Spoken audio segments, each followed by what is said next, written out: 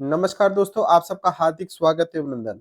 इस वीडियो में हम लोग डिस्कस करेंगे कि हिमनद व पवन द्वारा निर्मित स्थलाकृतियां।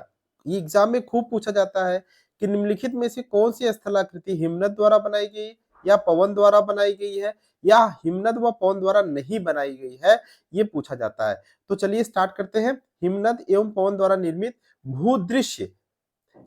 भूदृश्य को दो भागों में बांटा गया है। कहने का मतलब ये जो भूदृश्य या आकृतियां जो बनती है, इसको कितने भागों में बांटा गया है? दो भागों में बांटा गया है।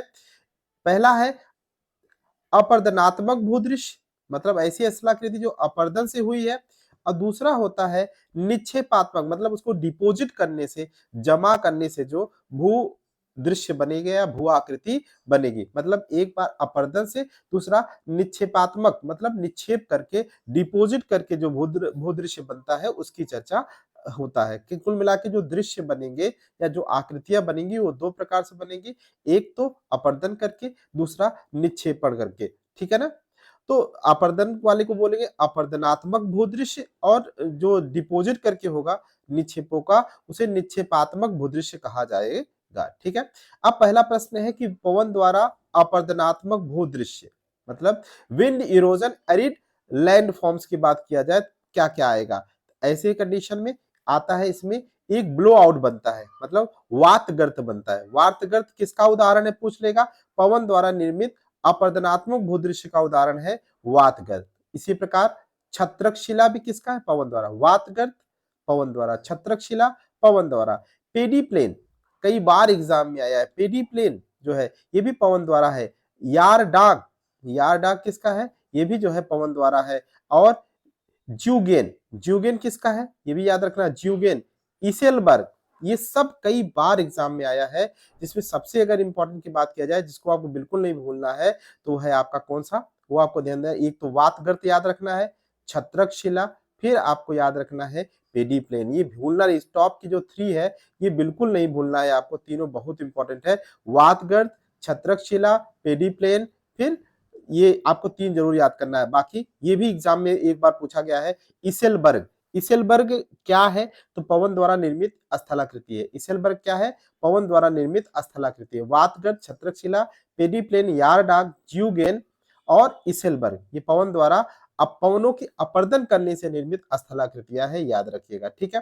अब हम लोग बात करेंगे पवन के द्वारा जो डिपोजिट किया जाता है उससे क्या क्या बनता है, मतलब निक्षेपात्मक जो भूदृश्य है वो कौन कौन से है? तो एक होता है बालुका स्तूप। क्या होता है? बालुका स्तूप जो होता है ये भी पवन द्वारा बनाया जाता है, बालुका स्तूप।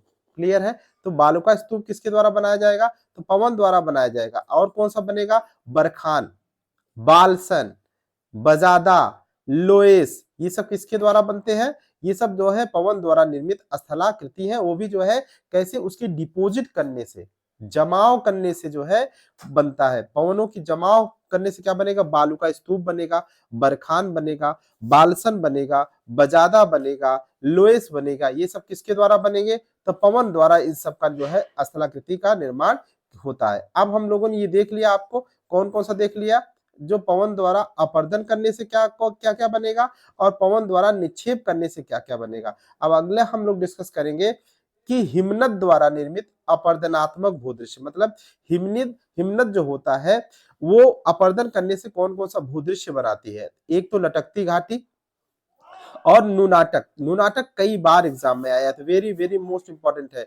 क्या है? Nunatak. Nunatak very very most important, याद रखिएगा। हिमनद द्वारा निर्मित अपर्दनात्मक भूदृश्य में पहला एक है लटकती घाटी, नुनाटक, ये बहुत इंपॉर्टेंट है। यू आकार की घाटी, फियार्ड, ये तो कितनी बार एग्जाम में आया, बहुत बार आया है। हिमनद, ये जो फियार्ड होता है, फियार्ड के बारे में पूछा जा चुका है, तो फियार्ड भी है। और जो है भेल शिला, क्या है? भेल शिला है, एरिड है, और क्या है? एरिड है, और हिम सोपान, ये सब किसके द्वारा निर्मित किया गया है? ये सब जो है किसके द्वारा निर्मित किया गया? तो हिमनद द्वारा इस सब का निर्माण हुआ है, वो भी उसके अपर्दन करने से, डिपोजिट करने से नहीं। अब हम लोग पढ़ेंगे हिमनद द्वारा निर्मित निक्षेपात्मक भूदृश्य, डिपोजिट करने से क्या क्या बनेगा। वो है हिमोड़। क्या है? हिमोड़ है, ड्रम डील है, केटिल है, हम्मक है, आउट वाश मैदान है, ये बिल्कुल दिमाग में होना चाहिए। क्या-क्या बनाएगा? डिपॉजिट करने से क्या-क्या बनेगा? हिमोर बनेगा, ड्रम ड्रिल बनेगा, केटल बनेगा, हम्मक बनेगा, आउट वाश मैदान बनेगा। ये सब चीजें किसके द्वारा बनती है जो है? हिमनद के डिपॉजिट करने से। और जबकि हिमनद के अपर्दन करने से क्या-क्या बनेगी? तो लटकती घाटी बनती है। क्या बनती है? लटकती घाटी बनेगी, नुनाटक बनेगा, यू आकार की घाटी बनेगी, फियार्ड बनेगा, भेड़ शिला बनेगा, एरिट बनेगा, हिम सोपान बनेगा।